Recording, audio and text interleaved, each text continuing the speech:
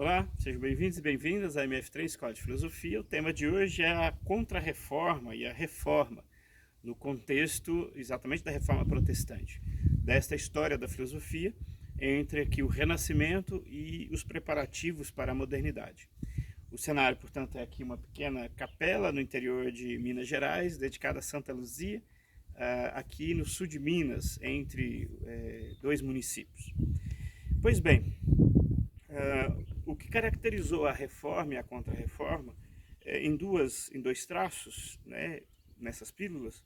Primeiro foi a condenação daquilo que os católicos chamariam de erro dos protestantes.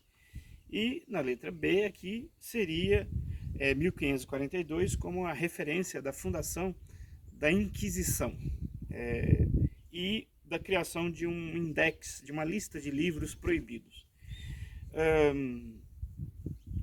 Outros detalhes dessa reforma e contra-reforma é a ideia de que o papado saiu fortificado nessa disputa de questões religiosas, a figura do Papa como um bispo de Roma que tem, digamos que a proeminência sobre os demais bispos, foi mais fortificada.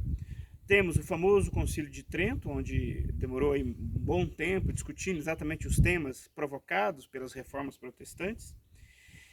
E, de certa maneira, a ideia de reforma ou contra-reforma, muitos criticam que, na verdade, a Igreja apenas preparou uma resposta para se reafirmar novamente.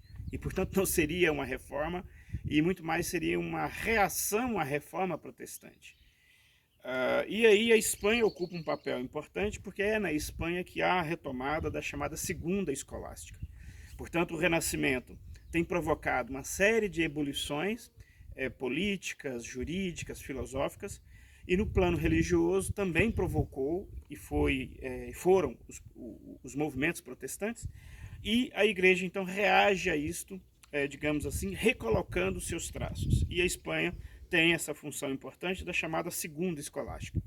E dentro da Segunda Escolástica, o nome de Francisco Suárez, como filósofo, teólogo e ao mesmo tempo justo filósofo, é um nome muito importante.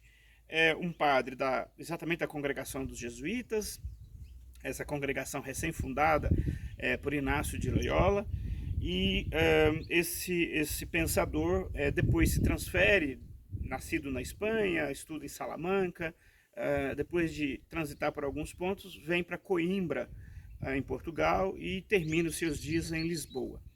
É considerado, digamos assim, o fundador, o que cria as bases modernas para a ideia de direito internacional. Portanto, a grande contribuição desse pensador é esta. Ele seria, por exemplo, alguém para a área do direito, estaria logo depois de Francisco de Vitória, que é uma referência importante para a reflexão da filosofia do direito, e anterior a Grotius, que também é importante para a filosofia do direito. Francisco Suárez tem sido redescoberto contemporaneamente, e tem se promovido larga atividade de estudo das suas obras.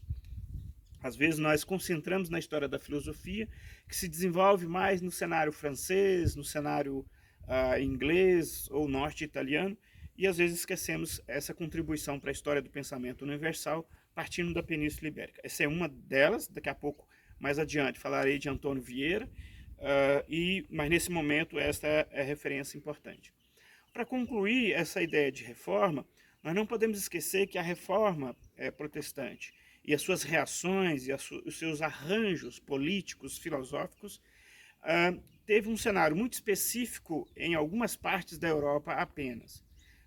A modernidade, costumamos dizer, que não chegou na Espanha e em Portugal da mesma forma que chegou em França, nos Países Baixos, na Bélgica e na Inglaterra. Muitas das vezes nós esquecemos essa perspectiva para bem e para mal. De certa maneira, toda a América Latina e seu sistema jurídico, o seu sistema econômico está muito mais ligado a uma outra perspectiva reflexiva que se desenvolve em Espanha e em Portugal do que nesta outra parte da Europa que às vezes a gente acaba confundindo e achando que existe apenas uma Europa, que é a Europa que tem como referência Paris. Enfim, o próximo vídeo dessa série será justamente um ponto sobre a política, e obviamente falando aí de Maquiavel, também nesse contexto da Renascença.